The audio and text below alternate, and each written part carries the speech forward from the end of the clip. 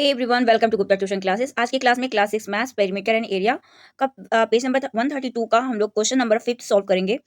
1 से लेके 4 तक हमने ऑलरेडी सॉल्व कर रखा है। अगर आपने वीडियो नहीं देखा है तो आपको वीडियो नीचे डिस्क्रिप्शन में मिल जाएगा, आप वहां से वीडियो देख के अपने सारे डाउट्स क्लियर कर सकते हैं। आज हम लोग क्वेश्चन नंबर 5 सॉल्व करेंगे, जिसमें आपको ए बी सी इसके अंदर 3 क्वेश्चन पूछे गए हैं। So let's start. So question पहले समझते हैं क्वेश्चन में क्या कहा गया है।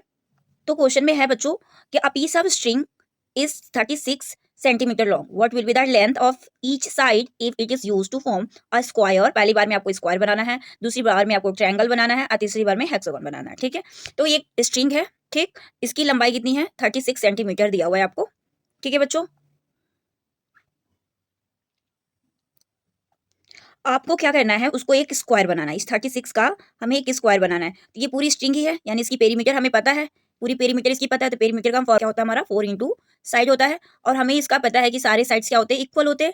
और हमें साइड निकालना है। तो पी की वैल्यू हमें 36 दिया हुआ है और 4 इंटू साइड। तो यस की वैल्यू 4 से 36 को अगर डिवाइड करेंगे तो क्या आएगा? 9। यानी साइड क्या मिल गया हमें? 9 सेंटीमीटर। ये आपका हो गया ए। ऐसे ही सॉल्व करते हैं बी वाला।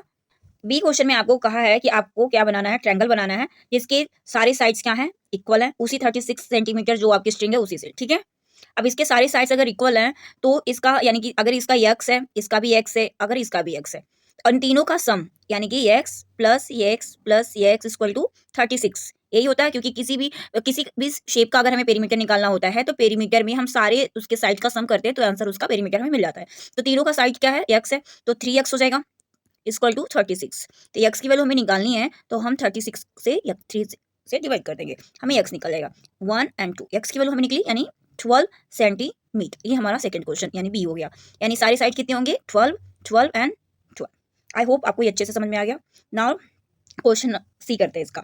क्वेश्चन नंबर सी हमारा है, उसमें आपको एक हेक्सागोन बनाना है जिसमें उसके सारे साइड्स जो हैं वो इक्वल है, सारी साइड्स आपस में इक्वल हैं। ठीक है, अब हमें साइड्स नहीं पता है लेकिन हमें इसका पेरीमीटर दिया हुआ है यानी कि 36, क्योंकि ये उसी स्ट्रिंग से बना हुआ है। तो सारे साइड्स इक्वल है यानी सारे साइड्स की वैल्यू एक्स हो जाएगी। तो 6 साइड्स होते हैं तो 6 इंटू 6 हो जाएगा, और ये इक्वल टू किसके होगा? 36 सेंटीमीटर के। तो एक्स की वैल्यू हम निकालेंगे यहाँ से 36 से डिवाइड 36 को डिवाइड करेंगे 6 से, तो 6 6 36 यानी एक्स की वैल्यू हमें निकला 6 सेंटीमीटर। यानी सारी साइड्स कितनी हो जाएगी इसकी? 6 सेंटीमीटर।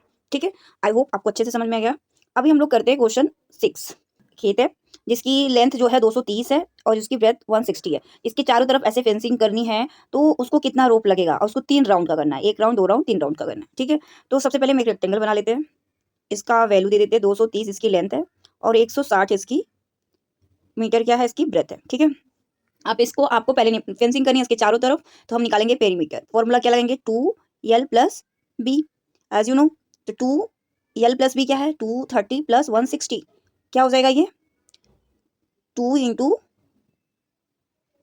2 और 3 390, इनका मल्टीप्लाई करेंगे तो आंसर आएगा 780 मीटर। इसका पेरीमीटर आया। ठीक है, इतनी इसकी पेरीमीटर है। अब इसमें 3 बार आपको राउंड फेंसिंग करनी है, तो 3 से मल्टीप्लाई करेंगे। तो फॉर फेंसिंग 3 राउंड हम लिखेंगे इसमें, for fencing 3 round we need 3 into 780 multiply करेंगे, तो 3 8 जा 24, 3 7 जा 21 और 2 23 मीटर रोप, यानी कि ये हमारा आंसर हो गया। ठीक है, ये हमारा आंसर हो गया। हमें इतना मीटर रोप चाहिए। I hope you understood it very well. Let's see you in next video. Till then bye, take care. If you new to this channel, please subscribe the channel and show your support.